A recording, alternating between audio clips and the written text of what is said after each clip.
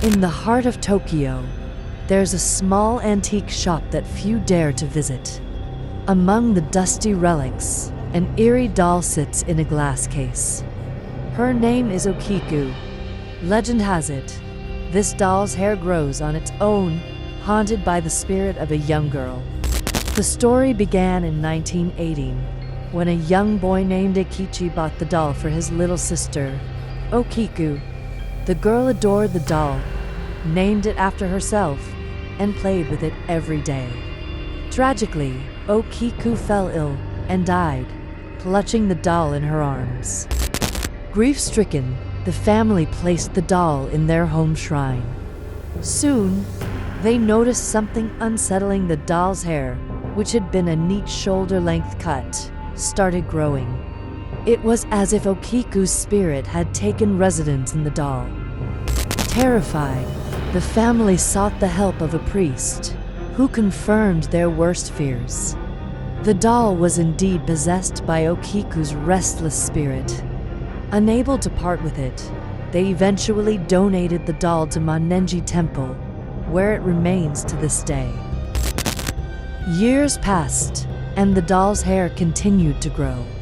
Scientists tested the hair and found it to be human. Yet, no one could explain the phenomenon.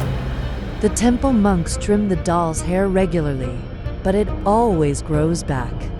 The moment his fingers brushed the doll's hair, a cold chill ran down his spine. He felt an icy grip on his hand and heard a faint whisper in his ear. "Why did you leave me?" The voice was that of a little girl, filled with sorrow and anger. One evening, a curious teenager named Satoshi decided to investigate the legend for himself. He sneaked into the temple after hours, armed with a flashlight and camera. The air inside the temple was heavy, and shadows danced on the walls. Satoshi approached the glass case, his heart pounding. The doll's dark eyes seemed to follow him as he moved closer. Ignoring the growing sense of dread, he lifted the case's lid, reaching out to touch Okiku's hair. Panicking, Satoshi tried to pull away, but his hand was stuck. The doll's eyes seemed to glow, and the room grew colder. He could feel the spirit's presence enveloping him, her grief turning into a vengeful rage. With a final, desperate effort, Satoshi broke free and fled the temple. He never spoke of what he experienced that night.